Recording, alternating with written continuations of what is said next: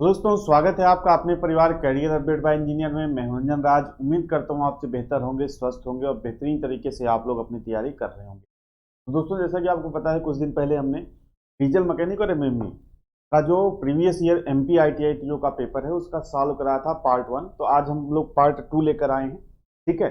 और थोड़ा जल्दी जल्दी डिस्कस करेंगे और उम्मीद करता हूँ आपको क्लास ये पसंद आएगी। और पिछली क्लास अगर आपने नहीं देखा, अगर आप पिछला वाला क्लास का डिस्कशन देखना चाहते हैं तो प्लेलिस्ट वाले सेक्शन में जाइएगा, वहां पर MP ITI TO previous year paper discussion इस नाम से आपको प्लेलिस्ट मिल जाएगा। तो वहां प्लेलिस्ट पे जाकर आप पिछली क्लास देख सकते हैं, ठीक है। तो आइए देर न करते हुए हम लोग अपनी क्लास को शुरू करते हैं। उसके पहले भाई, अगर आप पेड बैच लेना चाहते हैं, थियरी जो टेक्निकल की थियरी है, अगर वो आप डिटेल में पढ़ना चाहते हैं तो वो आप क्या कर सकते हैं, वो बैच से पढ़ सकते हैं। फिटर मशीनिस्ट टर्नर का मास्टर बैच है, वैलिडिटी 1 ईयर है। इसके साथ आपको नोट्स वगैरह सब मिल जाते हैं, ठीक है। कुछ एमसीक्यू वगैरह भी मिल जाते हैं। तो ये बैच आप ज्वाइन कर सकते हैं। साथ ही साथ इस बैच में आपको इंजीनियरिंग ड्राइंग भी पढ़ाया गया है। जैसे आपके एमपी आईटीआई टीओ में कुछ आपकी संभावना है 1-2 क्वेश्चन आने की, 3 क्वेश्चन आने की, वो भी इसमें पढ़ाया गया है। डीजल मैकेनिक का बैच है और साथ ही साथ मोटर मैकेनिक व्हीकल का बैच है। एप्लीकेशन डाउनलोड करके आप चेक कर सकते हैं। अब आइए बढ़ते हैं पहले प्रश्न की तरफ। पहला प्रश्न क्या कह रहा है भाई? पहला प्रश्न कह रहा है कि what part help the air cooled engine dissipate heat, यानी कि जो एयर कूल्ड इंजन होता है। आप पिछला क्लास देखिए, क्योंकि सारी क्लासेस रिलेटेड होंगी। अब पिछली क्लास में अगर मैंने कोई टॉपिक एक्सप्लेन किया है तो वहां वो यहाँ पर एक्सप्लेन करने का कोई मतलब नहीं है। तो जैसे कि मैंने आपको पिछली क्लास में टाइप्स बताए थे कि जो कूलिंग सिस्टम होता है कितने प्रकार का होता है भाई। एक एयर कूलिंग होता है, एक वाटर कूलिंग होता है। एयर कूलिंग में क्या होता है, नेचुरल आ गया, फिर उसके बाद आर्टिफिशियल आ गया। वाटर कूलिंग सिस्टम में क्या आ गया, एक थर्मोसाइफन आ गया, दूसरा थर्मोस्टेटिक आ गया। तो जो एयर कूल्ड इंजन होता है, आप देखोगे कि जो सिलेंडर होता है एयर कूल्ड इंजन का, सिलेंडर के ऊपर देखिए आप पतली पतली पत्तियां, आप अपनी बाइक में भी देखोगे तो इस तरीके से पतली पतली पत्तियां बनी होती हैं। इनको क्या कहते हैं? इनको कहते हैं फिन्स। क्या कहते हैं भाई? फिन्स। और इन्हीं फिन्स की सहायता से सिलेंडर सरफेस एरिया को बढ़ाकर ज्यादा से ज्यादा हीट की मात्रा को क्या करता है, निकालने की कोशिश करता है। तो आपसे पूछ रहा है what part help the air cooled engine dissipate heat, engine जो हीट को निकालने में किसकी मदद लेता है? तो आप कहोगे सिलेंडर। पहली बात तो सिलेंडर हो गया, और दूसरी चीज क्या है, सिलेंडर के ऊपर जो फिन्स होती हैं उनकी सहायता से करता है। तो कौन सा ऑप्शन सही हो जाएगा? ऑप्शन नंबर 1 आपके यहाँ पर सही हो जाएगा, ठीक है। चलिए अगले प्रश्न की तरफ बढ़ते हैं। अगला है कि in the event the reading was 0.05 mm, what would be the positive zero error, ठीक है। अब देखिए यहाँ पर ध्यान से समझिएगा। अगर हम बात करें वर्नियर की, किसकी बात कर रहे हैं, ध्यान से समझिएगा। अगर हम लोग बात करें वर्नियर की और माइक्रोमीटर की, तो इसमें 2 तरह की त्रुटि होती है। इसमें क्या होती है, एक एरर होती है जीरो एरर। जीरो एरर और जीरो एरर ये कितने प्रकार की होती है? जीरो एरर 2 प्रकार की होती है। कौन कौन सी? एक होती है आपकी पॉजिटिव और एक होती है आपकी निगेटिव। ध्यान से समझिएगा। अब देखिए यहाँ पर क्या है, पाठ्यांक प्लस 0.05 था। तो अगर अब ये पाठ्यांक किस तरह की बात कर रहा है? देखिए अगर जीरो एरर हमको चेक करना होता है तो हम क्या करते हैं, बिना किसी जॉब को लगाए जो दोनों जाज हैं, वर्नियर कैलिपर के परिप्रेक्ष्य में बात कर रहा हूं, जो दोनों जाज हैं उनको आपस में मिलाते हैं। तो अगर उनको आपस में मिलाने पर हमारा जो वर्नियर का जीरो है, मेन स्केल का जीरो है, वो आगे है या पीछे है, उस हिसाब से हम लोग क्या करते हैं, कहते हैं भाई पॉजिटिव एरर है या निगेटिव एरर है। अगर वर्नियर का जीरो क्या होता है, पीछे होता है, तो पॉजिटिव एरर बोलते हैं। और अगर वर्नियर का जीरो मेन स्केल के जीरो से आगे होता है तो उसको हम लोग क्या बोलते हैं, निगेटिव एरर बोलते हैं। तो कह रहा है कि अगर पाठ्यांक उन दोनों जाज को आपस में मिलाने पर बिना किसी जॉब के पाठ्यांक 0.005 था तो उसमें क्या है, धनात्मक त्रुटि है। और जब धनात्मक त्रुटि होती है, ध्यान से समझिएगा, जब अगर मान लो वर्नियर की बात हो रही है, अगर किसी भी वर्नियर में धनात्मक त्रुटि होगी तो वो किसी भी जॉब का जो साइज है वो क्या होगा भाई, साइज ज्यादा बताएगा। साइज क्या करेगा, ज्यादा बताएगा। और अगर ये प्रश्न है, अगर निगेटिव एरर होगी तो क्या होगा, अगर निगेटिव एरर होगी तो साइज कम बताएगा। ध्यान से समझिएगा। लेकिन अब आपके पास सही वर्नियर नहीं है, वही एरर वाला ही वर्नियर है, तो आप उस एरर वाले वर्नियर से भी आप क्या कर सकते हो, सही साइज निकाल सकते हो। जैसे मान के चलो कोई वर्नियर कैलिपर है, उसमें पॉजिटिव एरर है तो वो साइज ज्यादा बता रहा है। तो सबसे पहले हम क्या कर लेंगे, सबसे पहले तो हम उसमें एरर चेक कर लेंगे कि पॉजिटिव एरर है कि निगेटिव एरर, जांच को आपस में मिला के। और जब हम चेक कर लेंगे अगर पॉजिटिव एरर रहेगा तो उसको क्या कर देंगे, जो ऑब्जर्व्ड रीडिंग है उसको हम लोग घटा देंगे। जैसे मान के चलो अगर हमको एक्चुअल रीडिंग निकालनी है, एक्चुअल रीडिंग, तो हम इसमें क्या कर देंगे, ऑब्जर्व रीडिंग, यानी कि जो हमें ऑब्जर्वेशन के दौरान रीडिंग मिली, इसमें क्या कर देंगे, प्रेक्षित माप, इसे हिंदी में क्या बोलते हैं, प्रेक्षित माप, ऑब्जर्व्ड रीडिंग, प्लस माइनस क्या हो जाएगा, जीरो एरर, प्लस माइनस क्या हो जाएगा भाई, जीरो एरर। अब यहाँ पे प्लस माइनस क्यों लगा है, क्योंकि अगर पॉजिटिव एरर रहेगी तो उसको घटा देंगे और निगेटिव एरर रहेगी तो उसको हम जोड़ देंगे, तो हमको जो एक्चुअल रीडिंग है वो क्या हो जाएगा, मिल जाएगा। तो छोटा सा फार्मूला आपको ध्यान रखना है, यहाँ पे ऑप्शन बी आपका सही हो जाएगा। चलिए अगले प्रश्न की तरफ बढ़ते हैं। अगला प्रश्न कह रहा है हाइड्रोलिक सिस्टम के परिणाम स्वरूप अधिक बल उत्पन्न करते हैं, किसके परिणाम स्वरूप अधिक बल उत्पन्न करते हैं। जैसे देखो hydraulic system generate a lot of force as a result of high pressure, क्योंकि यहाँ पे क्या होता है, प्रेशर हाई होता है, इस वजह से क्या करते हैं भाई, ये ज्यादा फोर्स, जो ज्यादा बल है वो क्या कर पाते हैं, उत्पन्न कर पाते हैं। तो हाइड्रोलिक सिस्टम में क्या होता है, फायदा क्या होता है कि बहुत ही कम बल लगाकर, देखो आपने वो देखा होगा जो जेसीबी मशीन आती है, जेसीबी मशीन में देखो छोटा सा लीवर, एक छोटा सा लीवर उसके आप देखोगे ड्राइवर के पास लगा रहता है, छोटा सा लीवर वो छूता है और उसके बाद वो बकेट भर के उठा लेता है, भारी भारी सामान उठा लेता है। तो ये किसकी पावर है, ये आपकी फ्लूइड की पावर है, फ्लूइड की पावर का हम लोग यहाँ पे यूज करते हैं। अच्छा ये देखिए हाइड्रोलिक सिस्टम में बेसिकली क्या होता है, फ्लूइड की पावर का यूज तो कर रहे हैं, और दूसरी चीज क्या है कि इसमें पावर लॉस बहुत कम होता है, क्योंकि फ्लूइड क्या होता है, इनकम्प्रेसिबल होता है, जो भी फ्लूइड ऑयल हम लोग उपयोग करें वो इनकम्प्रेसिबल है, जितना आप फोर्स इधर से दे रहे हो उतना फोर्स वो मतलब लगभग 100% वो ट्रांसफर हो रहा है, इसलिए यहाँ पर क्या होता है, बहुत कम बल की आवश्यकता होती है। अगला प्रश्न क्या है, अगला प्रश्न क्या है, देखिए एस क्या है आपका, फीड है, फीड आपको दिया है 5, ठीक है, लेंथ आपको दिया है 10 mm और आरपीएम दिया है 2। यहाँ पे देखिए next calculate the value of T, यानी कि टाइम आपको निकालना है। देखिए एस 5 दिया है, एल आपका 10 mm दिया है और एन आपको कितना दिया है, 2 आरपीएम दिया है। करें कि अगले टी के मान की गणना करें, जहां एल क्या है, ड्रिल की यात्रा की लंबाई मिलीमीटर में, एन क्या है, ड्रिल गति है, एस क्या है, ड्रिल की प्रतिक्रांति फीड है, और टी आपको निकालना है यानी कि कटिंग टाइम, जैसे आप लेथ में निकालते हो टर्निंग टाइम निकालते हो, इसी तरीके से ड्रिल का क्या है, कटिंग टाइम है। तो इसका एक फार्मूला है, ये फार्मूला भाई आप लिख लो, इसका एक छोटा सा फार्मूला है, ये आप लिख लो कि ड्रिलिंग टाइम होता है आपका, drilling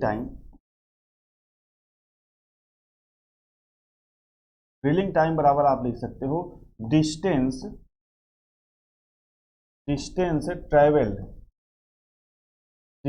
travelled by drill upon आप क्या करोगे, अपॉन आप करोगे feed into RPM, feed into RPM. अब यहां से आप क्या लिख सकते हो, देखो डिस्टेंस ट्रेवल्ड बाई ड्रिल कितना है, 10 है, 10 है आपका, बटे में आप क्या कर लोगे, बटे में आपका फीड कितना है, फीड 5 है और एन 2 है, तो 5 इंटू 2, ये 10 कट जाएगा तो आएगा 1 मिनट, कितना आएगा भाई, 1 मिनट, यूनिट भी आप यहाँ पे लिख लो, 1 मिनट, 1 मिनट। यहाँ पर सही उत्तर क्या हो जाएगा भाई, सही उत्तर हो जाएगा आपका 1 मिनट। उत्तर क्या हो जाएगा दोस्त, सही उत्तर क्या हो जाएगा, सही उत्तर हो जाएगा आपका 1 मिनट, ठीक है। अगला देखिए क्या है, अगर यहीं पर कुछ अलग तरीके का सवाल दे दे, तो जैसे यहाँ पे डिस्टेंस ट्रेवल्ड बाय ड्रिल है, इसको एल से रिप्रेजेंट करते हैं, ठीक है, तो इसमें एल का जो वैल्यू है वो क्या होता है, बदलता रहता है। अब यहाँ पे तो क्या था, यहाँ पे नॉर्मल क्वेश्चन था, लेकिन बाकी अदर क्वेश्चन में जो एल का वैल्यू है ये आपका क्या होता है, बदलता रहता है। जैसे कि एल आपका क्या होगा, एल इक्वल टू लिखोगे थिकनेस ऑफ वर्क, जैसे मान के चलो आपको एल डायरेक्ट ना दे, ठीक है, अदर उसको फॉर्म में दे दे, तो आप क्या फार्मूला लगा सकते हो, एल कैसे निकालना है, इसमें तो एल डायरेक्ट दे दिया है, लेकिन अगर एल डायरेक्ट ना दे तब हम क्या कर सकते हैं, तो एल इक्वल टू आप क्या लिखोगे, thickness of work plus conical height of drill. अभी कोनिकल हाइट भी बताऊंगा, कोनिकल हाइट ऑफ ड्रिल। पहले आप ये फार्मूला याद रखो कि हो सकता है आपको जॉब की मोटाई दे, ठीक है, जो आपको क्या कहे न्यूमेरिकल में जो है आपको जॉब की मोटाई दे दे और कोनिकल हाइट दे दे। अब अगर मान लो कोनिकल हाइट भी नहीं देता है तो आप कैसे निकाल सकते हो? ठीक है, अगर मान के चलो आपको क्या करे, कोनिकल हाइट भी ना दे, तो कोनिकल हाइट आप कैसे निकालोगे? कोनिकल हाइट आप निकाल सकते हो, conical height 0.3 into drill dia. ठीक है, 0.3 इंटू ड्रिल का डायामीटर। ठीक है, इस तरीके से आप क्या कर सकते हो, कोनिकल हाइट निकाल सकते हो। और अगर आपको डायरेक्ट लेंथ ना दिया रहे तो इस फार्मूले का यूज करके आप इसको कर सकते हो। ठीक है भाई, यहां तक कोई दिक्कत समस्या कोई? ठीक है, कोई भी अगर दिक्कत समस्या होगी तो आप कमेंट बॉक्स में पुट कर देना। ठीक है, चलिए आगे बढ़ते हैं। अगला है कि डीजल ईंधन प्रणाली में किस प्रकार की सामग्री द्वितीयक फिल्टर के रूप में कार्य करती है? तो ये पेपर होगा। ठीक है, स्ट्रेनर तो आपका प्राइमरी फिल्टर में आ जाएगा, जैसे कि आप वो पता है कि अगर फिल्टर हम लोग यूज करते हैं, जैसे कि मान के चलो डीजल इंजन है, डीजल इंजन में क्या यूज होते हैं, डीजल फ्यूल फिल्टर उपयोग होते हैं। तो डीजल फ्यूल फिल्टर दो तरह के होते हैं, प्राइमरी फिल्टर होता है, सेकेंडरी फिल्टर होता है, जिसको हम जगह जगह पर लगाते हैं। इसकी पूरी जो फीड लाइन है ये मैंने आपको बताई हुई है। ठीक है, तो ये आपका कागज हो जाएगा। अगला देखिए क्या है, अगला है कि माइक्रोमीटर के, देखो इंग्लिश में पढ़ लेते हैं, इंग्लिश में पढ़िएगा तब समझ में आएगा। What is the difference between measuring under loaded and unloaded situation for the 0 to 225 mm micrometer range? देखिए, सबसे पहले बात ये कह रहा है कि जो आपकी माइक्रोमीटर की रेंज है वो कितना है, 0 से 25 mm। अब कह रहा है कि लोडेड और अनलोडेड कंडीशन में, यानी कि उसमें कोई जॉब लगा है कोई जॉब नहीं लगा। ठीक है, range when verifying the micrometer bending, मैंने जब माइक्रोमीटर बेंड होता है तो कितना वेरीफाई करता है लोड कंडीशन में अनलोड कंडीशन में उसकी रीडिंग। यहाँ पे जो भाई ये थ्योरेटिकल क्वेश्चन है, ये याद करने वाला है। यहाँ पे 1.5 माइक्रोमीटर पर केजी उसमें क्या होगा, वेरिएशन आएगा। ये जो है बोर्ड ने सही माना है, तो ऑप्शन नंबर डी आपका यहाँ पर क्या हो जाएगा, सही हो जाएगा। अगला देखिए क्या है, रजिस्टिविटी का एसआई यूनिट बताना है, प्रतिरोधकता। प्रतिरोधकता का क्या करना है भाई, आपको एसआई यूनिट बताना है। तो प्रतिरोधकता का एसआई यूनिट क्या होता है, ओम मीटर होता है। ठीक है, और अगर आपसे मैं कहूं कि रजिस्टिविटी किस पर निर्भर करती है, तो मटेरियल पर निर्भर करती है, पदार्थ पर।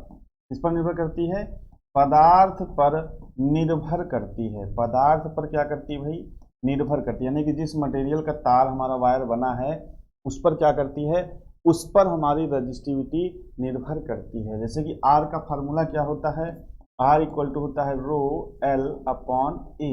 यहाँ से आप रो निकालोगे तो रो कितना आएगा, ए इंटू आर अपॉन एल।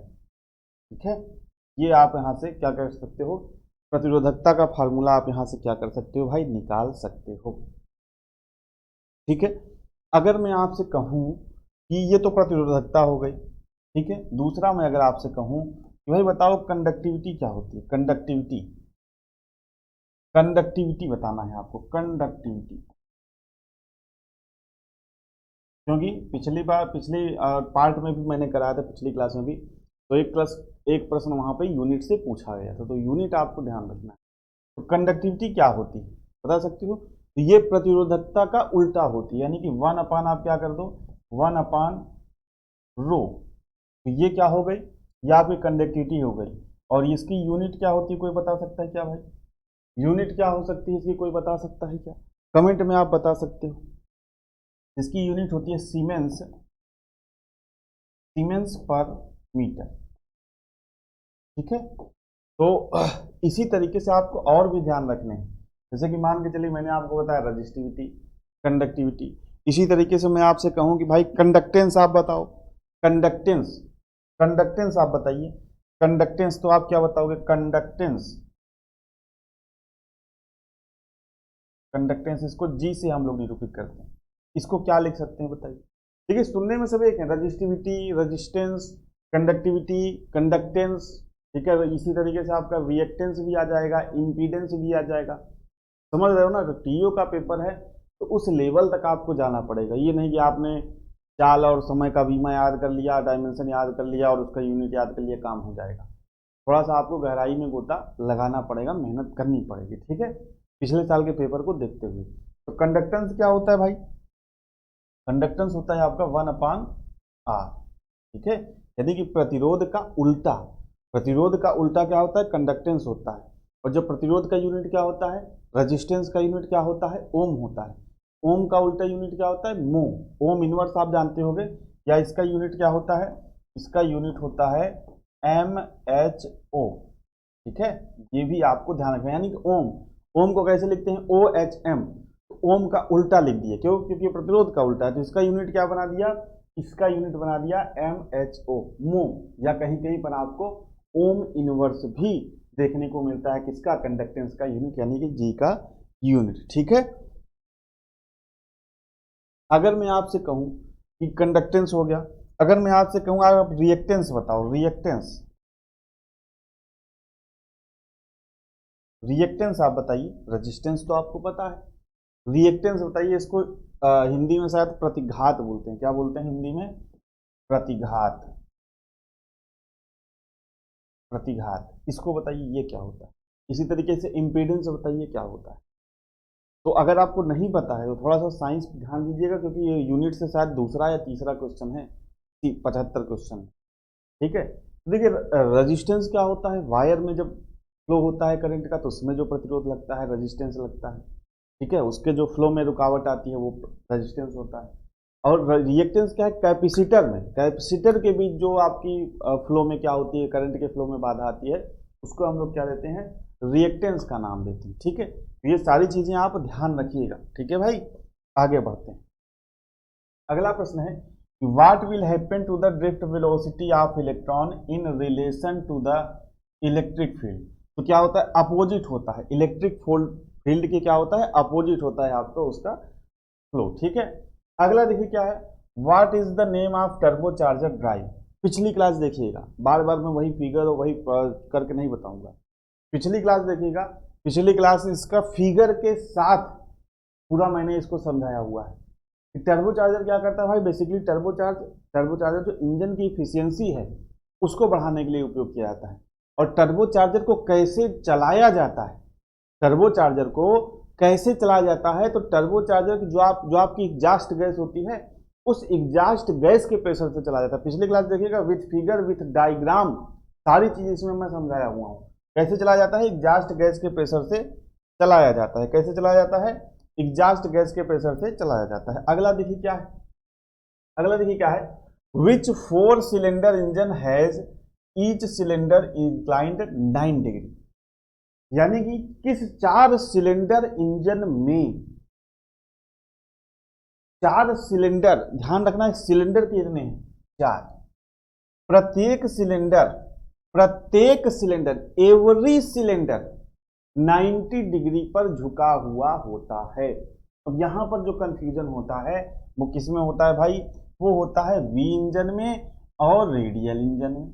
किसमें होता है कि वी इंजन भी आपका 60 डिग्री और 90 डिग्री के कोण पर झुका होता है, और रेडियल इंजन, क्योंकि यहाँ पे स्पेसिफिक कर दिया कि 4 सिलेंडर, 4 ही सिलेंडर हैं। वी इंजन में क्या हो सकते हैं भाई? 2 सिलेंडर हो सकते हैं, ठीक है। 2 सिलेंडर हो सकते हैं, 4 हो सकते हैं, 6 हो सकते हैं, 8 हो सकते हैं, और सबका डिग्री 90 रहेगा। लेकिन अगर रेडियल इंजन की बात करें, रेडियल इंजन आप देखे होंगे, बीच में आपकी क्रैंक शाफ्ट होती है, ठीक है, और इधर इस तरीके से पिस्टन लगे होते हैं, इधर इस तरीके से पिस्टन लगे होते हैं। तो अगर ध्यान से समझना, ये रेडियली पिस्टन इस तरीके से लगे होते हैं, और पिस्टन जब लगा होगा, सिलेंडर लगा होगा, तो पिस्टन यहाँ पर इसी तरीके से आगे पीछे करेगा, बीच में क्रैंक शाफ्ट घूमेगी। ध्यान से समझो। तो अगर 4 सिलेंडर की बात कर रहा है भाई, एक गोल चक्कर में कितने डिग्री होते हैं? 360 डिग्री। अगर इसको 4 से डिवाइड करोगे तभी आएगा 90। समझ रहे हो बात की नहीं? तो 4 सिलेंडर, प्रत्येक सिलेंडर 90 डिग्री पर, प्रत्येक सिलेंडर क्या है? 90 डिग्री पर। ये 90 डिग्री पर, ये 90 डिग्री पर, ये 90 डिग्री पर, और ये 90 डिग्री पर। तो रेडियल इंजन में एक ही कंडीशन बनेगी जब 4 सिलेंडर होंगे।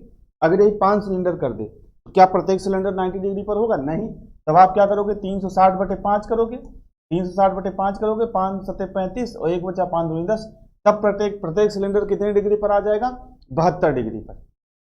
अब आपके मन में एक सवाल आएगा, भाई क्या वी इंजन में नहीं हो सकता ऐसा? देखो, वी इंजन में क्या होता है, वी इंजन में क्या होता है, यही समझ लो। वी इंजन में क्या होता है, इस तरीके से है। वी इंजन में लाइन्स कितनी होती है, 2। वी इंजन में कितनी लाइन होती है, 2 लाइन होती है, ओनली 2 लाइन्स होती है। इसमें क्या है, एक सिलेंडर यहाँ पे लगाएंगे, एक पिस्टन और एक पिस्टन यहाँ पर लगाएंगे। अब ये दोनों सिलेंडर तो मान लो हमने 90 डिग्री पर लगा दिया, ये दोनों सिलेंडर 90 डिग्री पर हमने लगा दिया।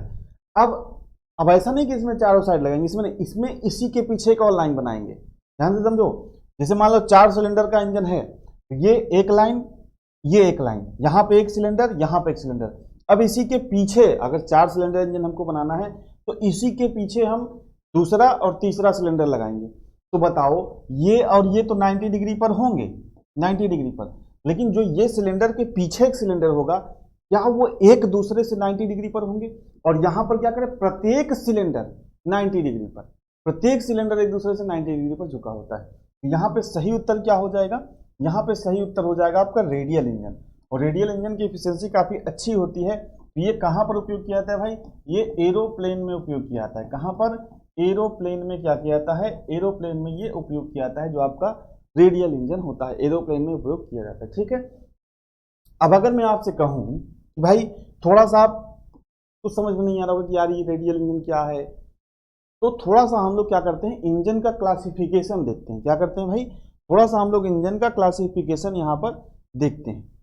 ठीक है, सबसे पहले आप यहाँ पे देखोगे ध्यान से, थोड़ा छोटा छोटा मैं लिखूंगा ताकि आपको वर्गीकरण समझ में आ जाए, इंजन का वर्गीकरण।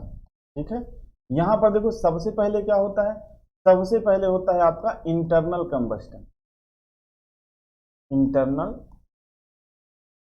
कंबस्टन। ठीक है, जिसे हिंदी में बोलते हैं अंतर्दहन इंजन। ठीक है, अगला क्या होता है, अगला होता है आपका एक्सटर्नल कंबस्टन, जिसे हम लोग क्या बोलते हैं, बाह्य दहन इंजन। एक्सटर्नल कंबस्टन में आपका क्या आता है, एक्सटर्नल कंबस्टन में आपका आता है स्टीम इंजन। क्या आता है भैया, एक्सटर्नल कंबस्टन इंजन में आपका क्या आता है, स्टीम इंजन, स्टीम टरबाइन, ये सभी क्या है, एक्सटर्नल कंबस्टन इंजन है। अब बात करते हैं इंटरनल कंबस्टन की। इंटरनल कंबस्टन में 2 तरह के इंजन होते हैं। कौन होता है, एक आपका रेसिप्रोकेटिंग, जो आपके वाहन में, 4 व्हीलर में, ट्रक में, बस में सारा इंजन कैसा होता है, जो आजकल प्रयोग होता है वो सारा रेसिप्रोकेटिंग इंजन होता है। और दूसरा होता है आपका रोटरी इंजन, रोटरी इंजन। इसका एग्जाम्पल क्या है भाई, रोटरी इंजन का एग्जाम्पल है वैंकल, वैंकल रोटरी इंजन, वैंकल रोटरी इंजन। ठीक है, जो कि आजकल यूज नहीं किया जाता है। आजकल हमारा कौन सा होता है, रेसिप्रोकेटिंग इंजन। अब रेसिप्रोकेटिंग इंजन में भी क्या होते हैं, 2 इंजन आते हैं। कौन कौन से, कौन कौन से इंजन आते हैं बताइए। एक होता है आपका एसआई, जिसे हम लोग क्या बोलते हैं, स्पार्क इग्निशन। और स्पार्क इग्निशन कैसा इंजन होता है भाई, स्पार्क इग्निशन इंजन आपका होता है पेट्रोल इंजन। ठीक है, और दूसरा होता है सीआई। ध्यान से सुनते चलिए, सारी चीजें लिखूंगा तो बहुत समय लगेगा। दूसरा होता है सीआई, जिसे बोलते हैं कंप्रेशन इग्निशन, हिंदी में क्या बोलते हैं, संपीड़न प्रज्वलन। तो सीआई इंजन कौन सा होता है, सीआई इंजन आपका होता है डीजल इंजन। सीआई इंजन कौन सा होता है, डीजल इंजन।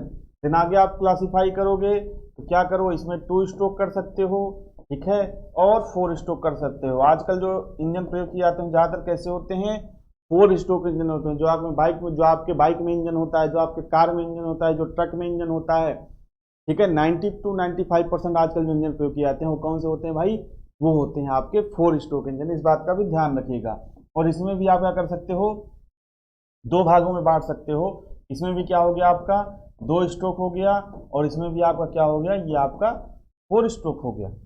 यहाँ तक क्लियर है। ये तो हो गई, इसमें फ्यूल किस तरीके से जलता है उस आधार पर आप कर सकते हो। इसके अलावा और भी आधार पर आप पिस्टन जो है इंजन का क्लासिफिकेशन कर सकते हो। जैसे सिलेंडर की व्यवस्था के आधार पर, ठीक है, सिलेंडर के अरेंजमेंट के आधार पर, सिलेंडर का अरेंजमेंट किस तरीके से किया गया है उस आधार पर भी आप क्लासिफिकेशन कर सकते हो। तो दूसरा आप क्या लिख सकते हो, सिलेंडर की व्यवस्था, सिलेंडर की व्यवस्था के आधार पर, तो इसमें जैसे पहला क्या है इनलाइन इंजन, पहला क्या है इनलाइन इंजन। और यहां से पूछा जाता है क्या, इनलाइन इंजन की जो शाफ्ट है, क्रैंक शाफ्ट सबसे लंबी होती है, क्रैंक शाफ्ट क्या होती है, सबसे, सारी चीजें आपको क्लास में पढ़ाया हूँ दोस्त। सबसे क्रैंक शाफ्ट क्या होती है, सबसे लंबी होती है इसकी क्रैंक शाफ्ट, ठीक है। दूसरा जैसे आप यहाँ पे लिख लो, दूसरा भी है, मैंने आपको बताया ही, सारे ऑप्शन में आपको दे रेडियल इंजन, रेडियल इंजन। तीसरा आपका हो गया वी इंजन, वी इंजन यानी कि वी शेप में रहेगा, वी शेप में रहेगा तो या तो यह 60 डिग्री पर रहेगा, या तो यह 60 डिग्री पर रहेगा, या तो 90 डिग्री पर रहेगा। चौथा हो गया आपका horizontally, horizontally opposed engine, horizontally opposed engine. अब हॉरिजेंटली अपोज्ड में भी कई तरह के आ जाते हैं, बॉक्स टाइप और फलाना टाइप जो कहते हैं, उसको नहीं पढ़ना है आपको, ठीक है। तो ये आपके सिलेंडर की व्यवस्था के आधार पर, ठीक है। और इसी तरीके से आपका देखो दहन प्रक्रिया, यानी कि किस तरीके से ईंधन को जला रहे हो, जैसे दहन प्रक्रिया के आधार पर, दहन प्रक्रिया के आधार पर, दहन प्रक्रिया के आधार पर, दहन प्रक्रिया के आधार पर क्या हो जाएगा भाई, जैसे कि आपका कांस्टेंट वॉल्यूम, ये सारी चीजें आपने पढ़ी होंगी जो बीटेक डिप्लोमा वाले होंगे। कांस्टेंट वॉल्यूम कौन सा इंजन होता है बताइए, कांस्टेंट वॉल्यूम इंजन आपका होता है पेट्रोल इंजन, पेट्रोल। और दूसरा क्या होता है कांस्टेंट प्रेशर, हम फ्यूल का दहन कांस्टेंट वॉल्यूम में करा रहे हैं या कांस्टेंट प्रेशर पर करा रहे हैं, उसके आधार पर इनका जो है क्लासिफिकेशन होता है, कांस्टेंट प्रेशर, ठीक है। इसी तरीके से डुअल कंबस्टन होता है। इसके बाद आपका गवर्निंग के आधार पर, क्वालिटेटिव गवर्निंग है कि क्वांटिटेटिव गवर्निंग है, इसके आधार पर, स्पीड के आधार पर कि स्लो स्पीड इंजन है कि हाई स्पीड इंजन है कि मीडियम स्पीड इंजन है। इसके बाद उसके प्रयोग के आधार पर क्लासिफिकेशन कर सकते हैं, जैसे कि स्टेशनरी इंजन है, लोकोमोटिव इंजन है कि मरीन इंजन है। इस तरीके से कई तरह से क्या होता है क्लासिफिकेशन होता है, ठीक है। ये नॉर्मल मैंने आपको थोड़ा सा एक ओवरव्यू दिया ताकि आपको पढ़ने में इंटरेस्ट है और ना पता हो तो आपको चीजें पता रहे। यहाँ पर आप ध्यान रखिएगा, यहाँ पे आप ध्यान रखिएगा कि जो 4 सिलेंडर प्रत्येक 90 डिग्री पर, अगर ऐसा प्रश्न आपसे पूछे तो ये क्या होगा, रेडियल इंजन आपका होगा, ठीक है। चलिए आगे बढ़ते हैं अगले प्रश्न की तरफ। अगला प्रश्न का उत्तर बताइए।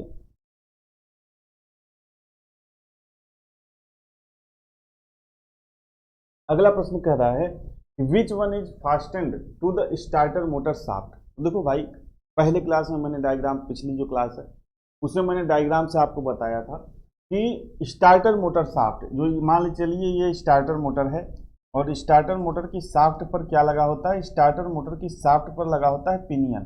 पिनियन बेसिकली उस गियर को कहते हैं जो छोटा होता है साइज में। जैसे मान लो 2 गियर हैं, 2 गियर आपस में मैच कर रहे हैं, एक गियर छोटा है, एक गियर अपेक्षाकृत तो बहुत ज़्यादा बड़ा है, तो छोटे वाले गियर को हम लोग क्या बोल देते हैं, पिनियन बोल देते हैं, एक तरह का गियर ही है, ठीक है। विच फास्टर द शाफ्ट मोटर, तो यहाँ पे क्या हो जाएगा, ड्राइवर ड्राइव पिनियन। और दूसरी यहाँ पर क्या होगी, दूसरी यहाँ पर फ्लाई व्हील होगी। फ्लाई व्हील पर क्या कटा होगा या लगा होगा, इस पे कटा होगा रिंग गियर, ठीक है। इससे कट, इस पे कट क्या कटा होगा, इस पे कटा होगा रिंग गियर। जब आप स्टार्टर मोटर को जब आप स्विच ऑन करते हो तो स्टार्टर मोटर ऑन होती है, तो स्टार्टर मोटर का जो पिनियन है ये क्या होता है, रिंग गियर से मेश करता है, रिंग गियर से क्या करता है, मेश करता है। और रिंग गियर जब रिंग गियर से मेश करता है तो जब पिनियन घूमता है तो रिंग गियर घूमता है। रिंग गियर घूम रहा है मतलब फ्लाई व्हील घूम रहा है। फ्लाई व्हील किस पे लगा होता है, क्रैंक शाफ्ट पे लगा होता है। और क्रैंक शाफ्ट किससे कनेक्टेड होता है भाई, क्रैंक शाफ्ट कनेक्टेड होता है आपका piston, sorry crank shaft connected होता है आपका कनेक्टिंग रॉड से। कनेक्टिंग रॉड किससे कनेक्टेड होता है, पिस्टन से। मतलब बात कुछ नहीं। तो जब यह आपका फ्लाई व्हील घूमेगा, जैसे अभी आप इंजन जब आपका स्टार्ट हो जाता है तो क्या क्रिया होती है भाई, पिस्टन रेसिप्रोकेटिंग मोशन करता है, आगे पीछे गति करता है, और कनेक्टिंग रॉड और क्रैंक शाफ्ट की सहायता से हम क्या करते हैं, उस रेसिप्रोकेटिंग मोशन को यानी कि आगे पीछे की गति को क्या करते हैं, रोटरी मोशन में कन्वर्ट कर लेते हैं। और जब रोटरी मोशन में कन्वर्ट कर लेते हैं तो हमको क्या होती है, हमारी मशीनें या कोई भी हमको सामान है तो वो हमारे यूजेबल हो जाता है। अब लेकिन जब आपने इंजन बंद कर दिया, अब इंजन स्टार्ट करना है, तो इंजन जब स्टार्ट करते हो तो क्या प्रोसेस होता है, सारी चीजें मैंने आपको बताई। 4 स्ट्रोक पूरे करने होते हैं, सक्शन, कंप्रेशन और पावर और एग्जॉस्ट। तो स्टार्टिंग में बेसिकली हमको सक्शन और कंप्रेशन कराना होगा खुद से पावर देके, क्योंकि इंजन के पास कोई अपनी पावर तो है नहीं। तो स्टार्ट करने के लिए हम जब सक्शन और कंप्रेशन स्ट्रोक पिस्टन के अंदर, सिलेंडर के अंदर कंप्लीट कराते हैं, तो जब वो कंप्रेशन के एंड में जाता है तो वहां पर क्या होती है, फ्यूल का कंबस्टन होता है। और फ्यूल का जब कंबस्टन होता है तो पावर स्ट्रोक मिल जाता है, और जब पावर स्ट्रोक मिल जाता है तो उसके बाद उसमें से कुछ एनर्जी को फ्लाई व्हील पे अपने पास क्या कर लेता है, संचित कर लेता है, और इसके बाद हमारा इंजन स्टार्ट होकर चलने लगता है। लेकिन जब इंजन स्टार्ट करने के लिए हमको सक्शन और कंप्रेशन स्ट्रोक कंप्लीट कराना जरूरी होता है। तो कैसे कंप्लीट कराओगे भाई? स्टार्टर मोटर अब बैटरी से चल रही है, बैटरी से आप स्टार्टर मोटर को स्टार्ट करोगे, स्टार्टर मोटर्स पे मेस करेगा किससे? रिंग गियर से, जो कि फ्लाई व्हील पे लगा है। फ्लाई व्हील किससे कनेक्टेड है? क्रैंक शाफ्ट से। जब फ्लाई व्हील घूमेगा तो क्रैंक शाफ्ट घूमेगा। क्रैंक शाफ्ट से कनेक्टेड क्या है? क्रैंक शाफ्ट से कनेक्टेड है कनेक्टिंग रॉड। सेम उल्टा प्रोसेस हो जाएगा। और जब कनेक्टिंग रॉड किससे कनेक्टेड है? पिस्टन से। पिस्टन आगे पीछे की गति करेगा, जब यहाँ से उल्टा पावर जाएगा, जब पिस्टन आगे पीछे की गति करेगा तो सक्शन कंप्रेशन उसका कंप्लीट हो जाएगा और देन उसके बाद इंजन आपका स्टार्ट हो जाएगा। समझ रहे हो? तो इसमें पूछ रहा है कि which one fasten to the starter motor.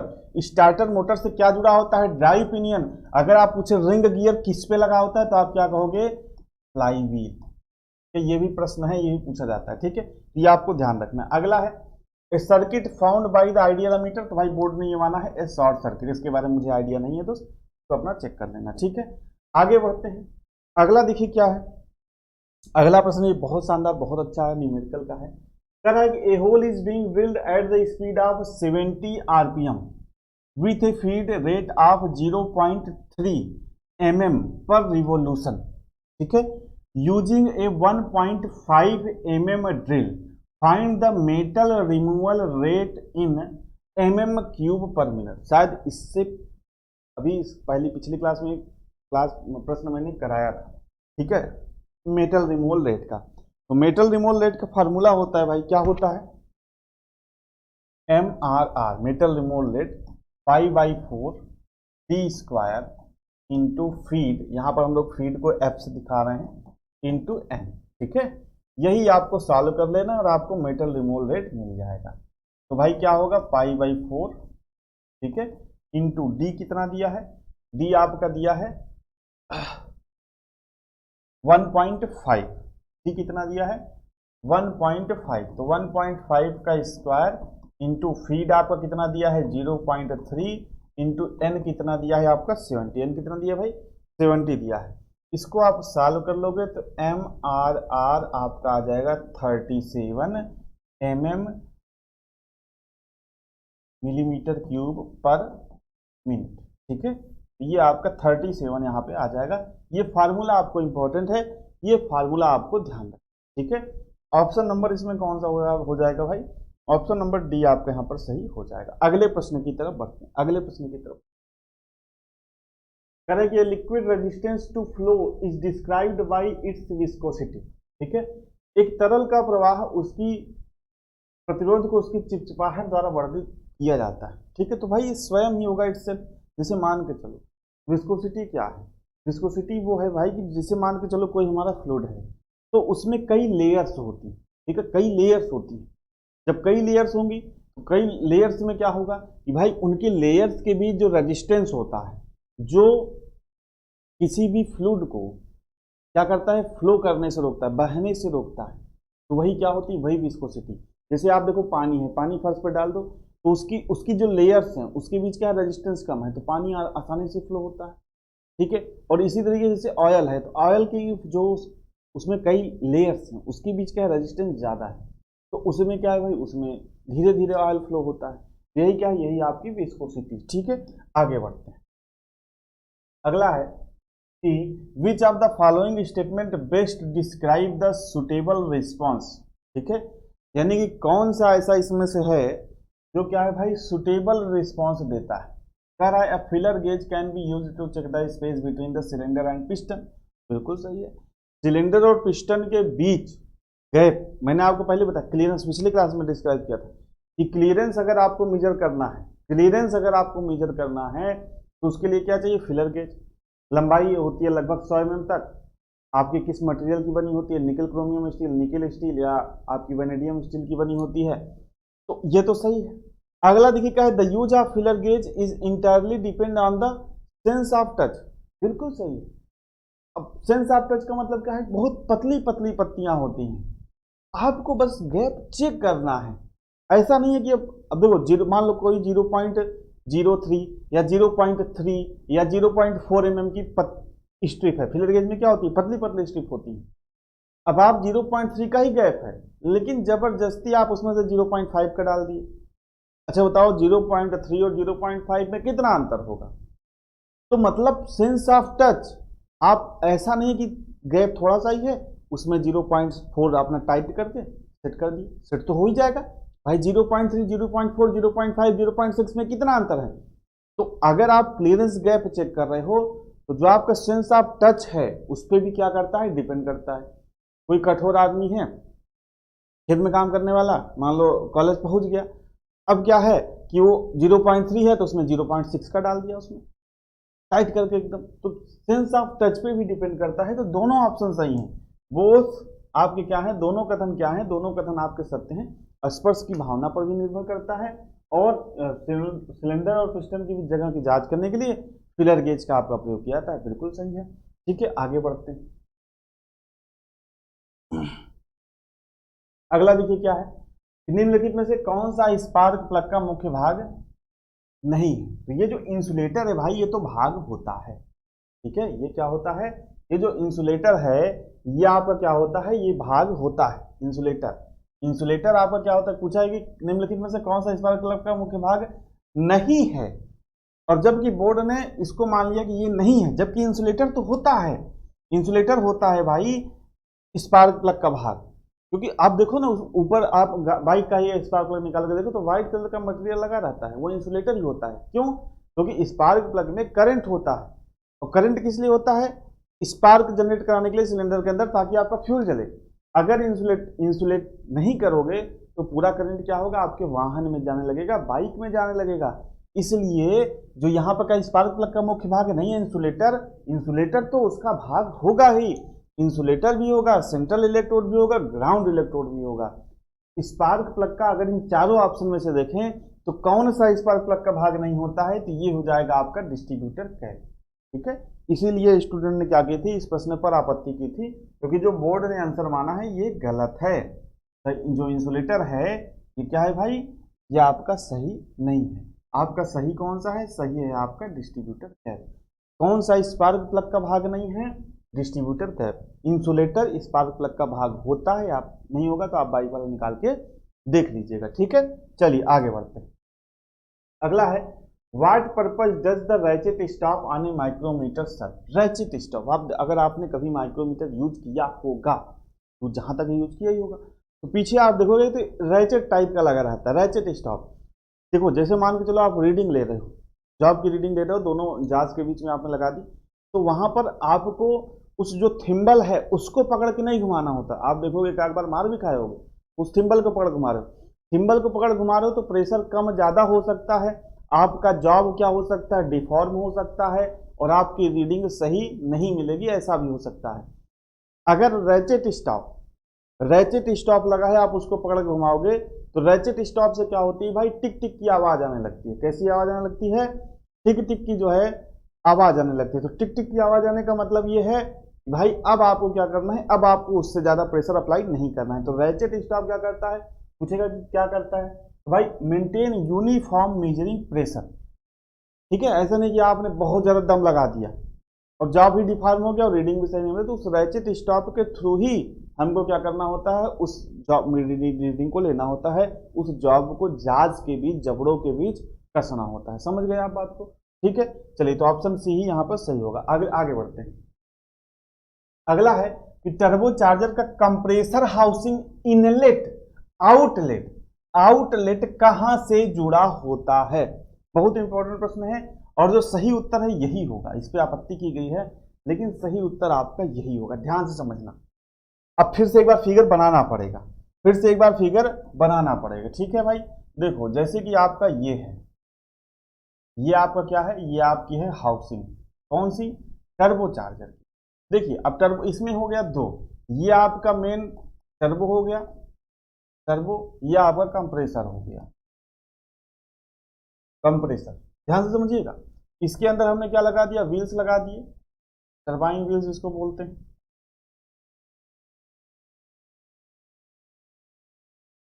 ठीक है, ये टरबाइन व्हील होता है, कंप्रेसर व्हील होता है। ये आपका क्या होता है, टरबाइन व्हील, और ये आपका कंप्रेसर व्हील। ठीक है, ये इस तरह। अब ध्यान से समझिएगा, इसमें चार आपको सेक्शन दिख रहे हैं, चार। कितने सेक्शन दिख रहे हैं भाई, कितने सेक्शन दिख रहे हैं, इसमें आपको चार सेक्शन दिख रहे हैं। कितने सेक्शन दिख रहे हैं, चार सेक्शन। एक आपका ये हो गया, एक आपका ये हो गया, दूसरा आपका क्या हो गया, दूसरा आपका ये हो गया, एक आपका ये हो गया, चार देखिए चार, एक आपका ये हो गया और दूसरा आपका क्या हो गया, दूसरा आपका ये हो गया।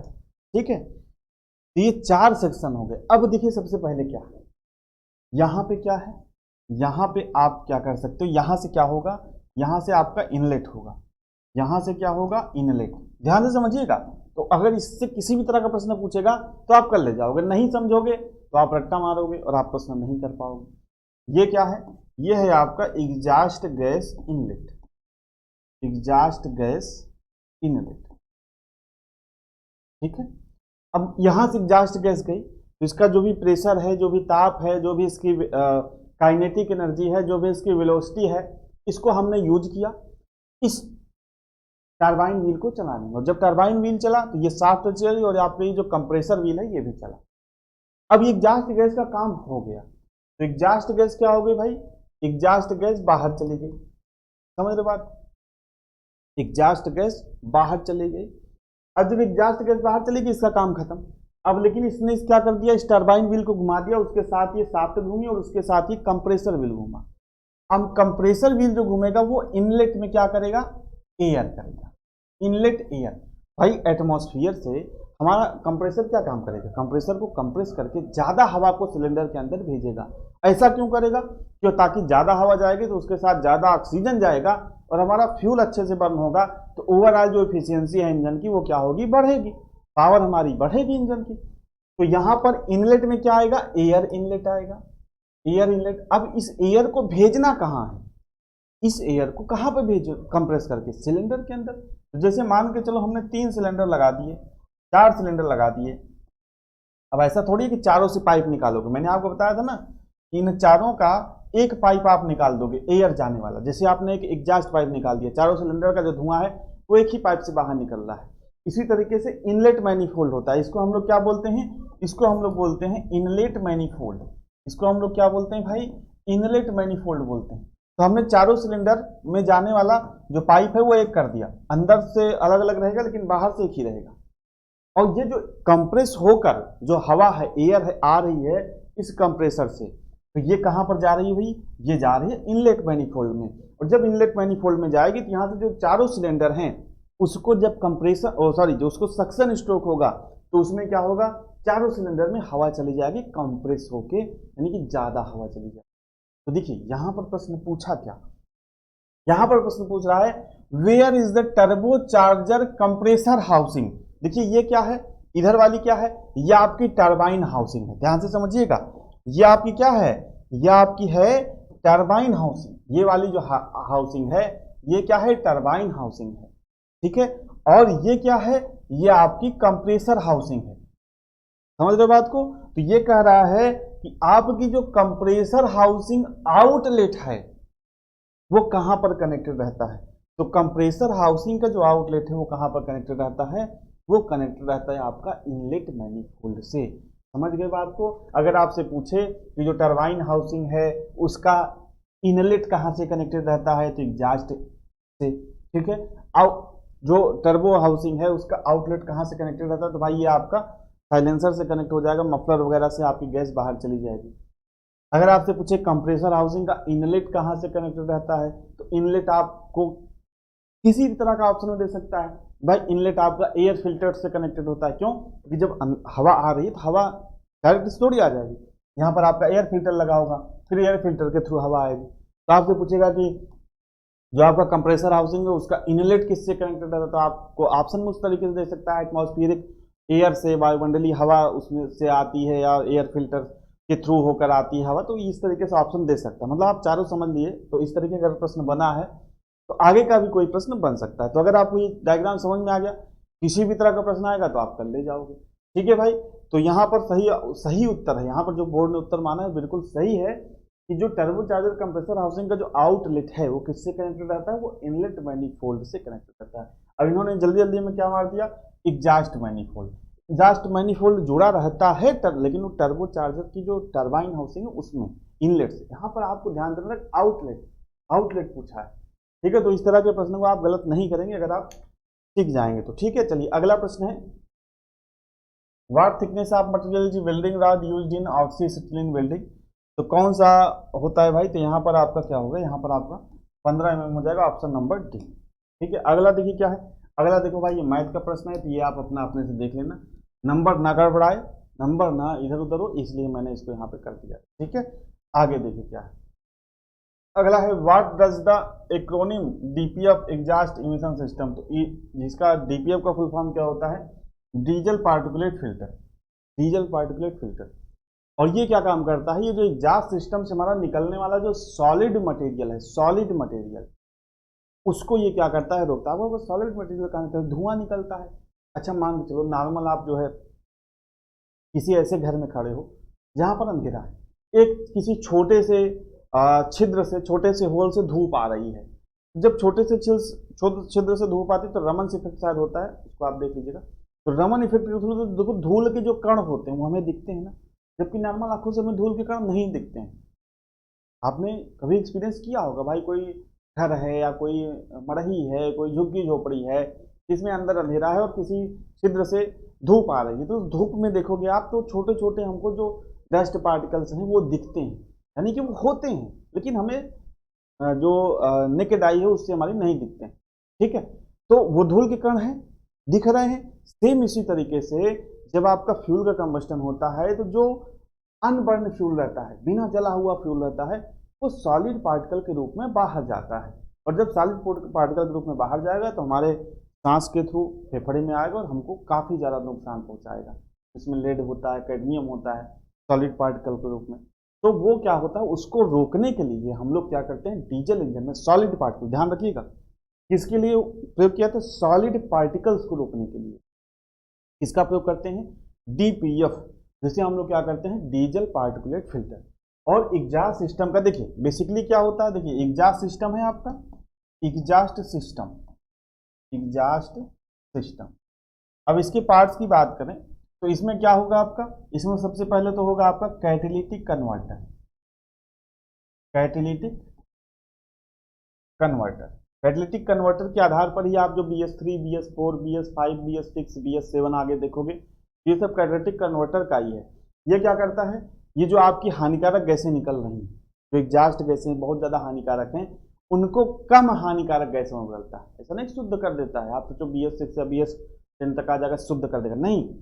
जो आपकी हानिकारक गैसें हैं, जो एग्जॉस्ट गैस निकल रही है, धुआं निकल रहा है नॉर्मल भाषा में, उसको कम हानिकारक में बदलता है, कम हानिकारक गैसों में बदलता है ताकि कम नुकसान करे। ठीक है, दूसरा होता है आपका मफलर, मफलर या जिसे हम लोग नॉर्मल भाषा में क्या बोलते हैं, साइलेंसर।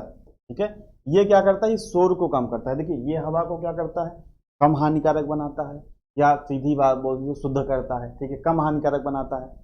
ये क्या करता है, मफलर या साइलेंसर, ये आवाज़ को कम करता है।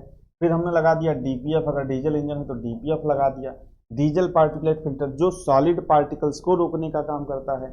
और देन इसके बाद हो गया आपका स्पार्क अरेस्टर, स्पार्क अरेस्टर।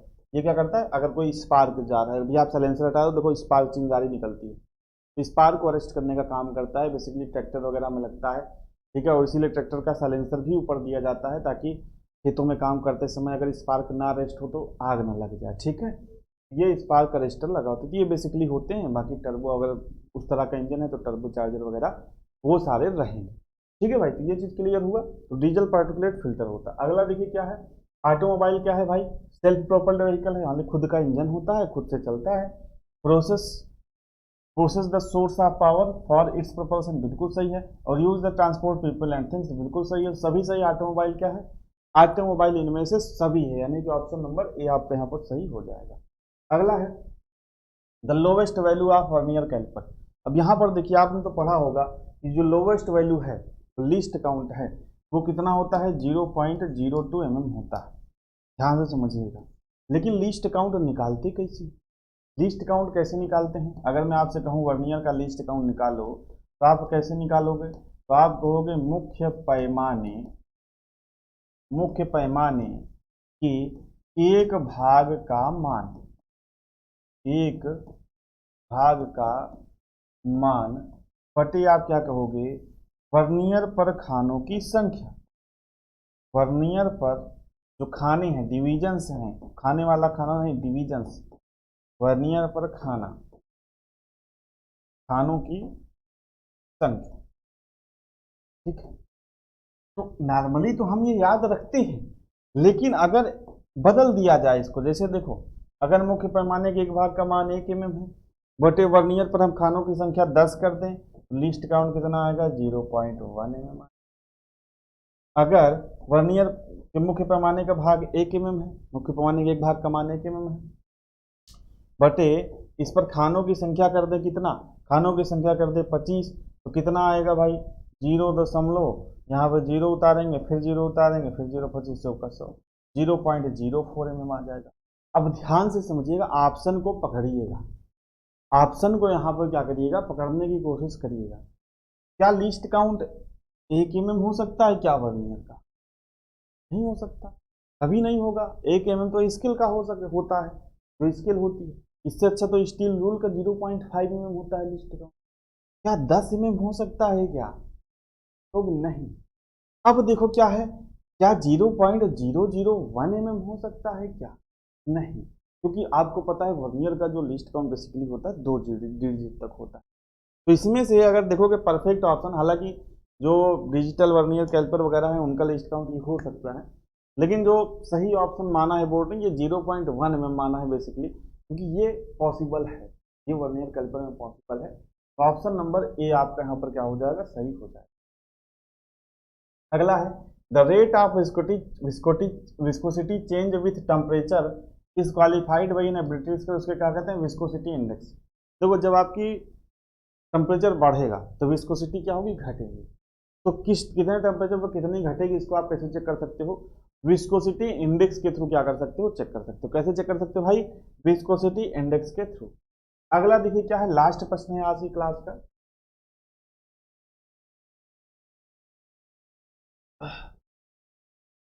जो लास्ट प्रश्न है आज की क्लास का, what part of forced feed engine cooling is necessary for water circulation.